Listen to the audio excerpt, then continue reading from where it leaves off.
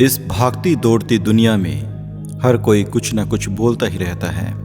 कोई अपनी बात मनवाने के लिए, कोई अपनी सफाई देने के लिए, कोई दूसरों को नीचा दिखाने के लिए, तो कोई खुद को ऊंचा साबित करने के लिए। मगर इन सब के बीच जो चुप रहना जानता है वही असली ताकतवर होता है। चुप रहना कमजोरी नहीं बल्कि बहुत बड़ी आंतरिक शक्ति है।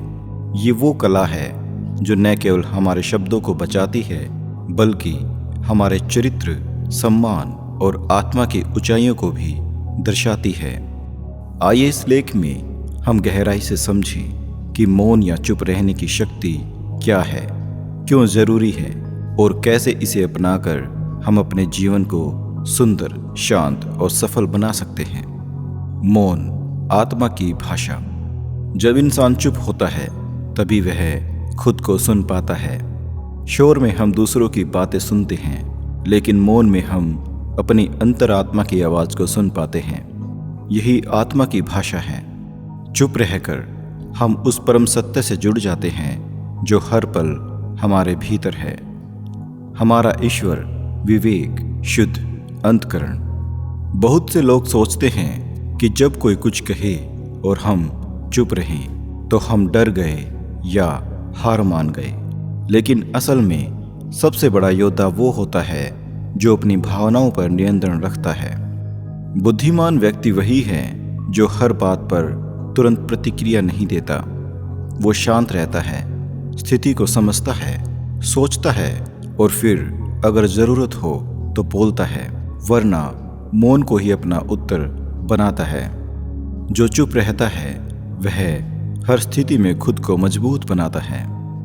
आजकल छोटी छोटी बातों में रिश्ते टूट जाते हैं। क्यों? क्योंकि कोई चुप रहना नहीं जानता।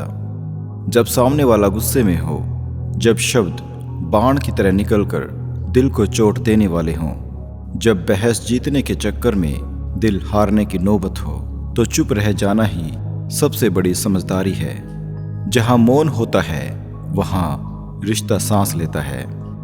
जब हम चुप रहते हैं तभी हमारे भीतर विचारों की खेती होती है। हम ये समझ पाते हैं हमने क्या किया, क्या करना चाहिए था, हम क्या हैं और क्या बनना चाहते हैं। महात्मा बुद्ध, महर्षि अरविंद, रामकृष्ण परमहंस, श्री राम शर्मा आचार्य, ये सब गहन मौन में जाकर आत्म साक्षात्कार की ओर बढ़े। मौन में ही हमें सच्चा ज्ञान और दिशा मिलती है।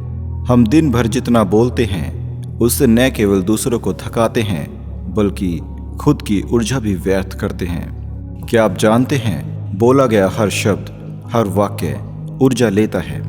अधूरी बातों, गप्पों में, शिकायतों में, आलोचनाओं में हमारी चेतना बर्बाद होती है। चुप रहने से ऊर्जा बचती है, मन केंद्रित होता है, कार्यक्षमता बढ़ती है, ध्यान और साधना में प्रगति होती है। कम बोलो, गहरा सोचो, श्रेष्ठ बनो। अक्सर हम बिना सोचे बोले गए शब्दों से दूसरों को चोट पहुंचा देते हैं, बाद में पछताना पड़ता है। लेकिन जो व्यक्ति चुप रहना जानता है वह कई मुसीबतों से बच जाता है। मौन संवाद से भी कई बार ज्यादा प्रभावशाली होता है। चुप रहना कई गलतफहमियों को जन्म लेने से पहले ही समाप्त कर देता है। चुप रहने का मतलब है ईश्वर से जुड़ने का मार्ग। जैसे रेडियो को सही तरंगों का ट्यून करना होता है, वैसे ही मन को भी मौन की तरंगों का ट्यून करना होता है ताकि ईश्वर की आवाज सुनी जा सके। सभी संत, ऋषि, तपस्वी मौन को साधना का मूल मानते हैं। जब हमारी जुबान चुप होती है तब दिल की प्रार्थना बोलती है। भगवान से बात करने के लिए शब्द नहीं चाहिए होते, हमें मौन ही चाहिए होता है। जो अपनी जुबान को रोक सकता है वह संसार की कोई भी शक्ति साध सकता है। कई बार हमें कुछ कहना होता है मगर तब भी चुप रह जाना आत्मसंयम है। जब कोई आपको गलत कहे, जब क्रोध अंदर उमड़ रहा हो, जब आप सही हो और सामने वाला सुनने को तैयार ना हो, तब चुप रह जाना ही आपके आध्यात्मिक ज्ञान को दर्शाता है। कब बोलें, कब चुप रहें, ये जानना ही कला है। चुप रहना तब सार्थक है जब वह समय और परिस्थिति को देखकर किया जाए। मौन तब गुणकारी है जब कोई आपको उकसा रहा हो, जब बहस किसी निष्कर्ष पर नहीं पहुंचे, जब आपकी बातों से विवाद बढ़ सकता हो, जब आपको खुद पर नियंत्रण नहीं हो। और बोलना तब आवश्यक है जब अन्याय हो रहा हो, किसी को मार्गदर्शन की जरूरत हो, तब चुप रहकर आप अपराध का समर्थन कर रहे होते हैं। मौन की शक्ति समझना और उसका सदुपयोग करना ही जीवन की कला है। चुप रहना सफलता की कुंजी है। दुनिया के बड़े बड़े लीडर्स, बिजनेस टाइकून और आध्यात्मिक गुरु ये जानते हैं कि हर जगह बोलना जरूरी नहीं है। वॉरेन बफेट चुपचाप सोचते हैं और फिर सटीक निर्णय लेते हैं। स्वामी विवेकानंद बोलते कम करते अधिक थे।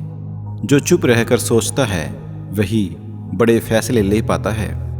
मौन की साधना करें और चमत्कार देखें। चुप रहना कोई कमजोरों का हथियार नहीं, ये उन वीरों का शस्त्र है जो खुद पर विजय पा चुके हैं। हर दिन थोड़ा समय खुद से बात करने में लगाएं। हर बहस में अपनी जीत साबित करने के लिए नहीं, मन की शांति के लिए चुप रहें। हर स्थिति में ये समझें, क्या इस पर बोलना जरूरी है? अगर नहीं तो मौन को अपना उत्तर बना लें। आप एक प्रार्थना भी कर सकते हैं। हे ईश्वर, आप मेरे साथ बोल सकते हैं। हे ईश्वर, हमें वह शक्ति दो कि हम अपने शब्दों पर नियंत्रण रख सकें। हमें वह विवेक दो कि हम सही समय पर मौन और वाणी का चयन कर सकें। हमें वो ज्ञान दो कि हम चुप रहकर भी सब कुछ कह सकें। अगर आपको यह संदेश प्रेरणादायक लगा हो तो आप इसे दूसरों तक जरूर पहुंचाएं और अपने जीवन में मौन की शक्ति को पहचानें। आपका दिन मंगलमय हो।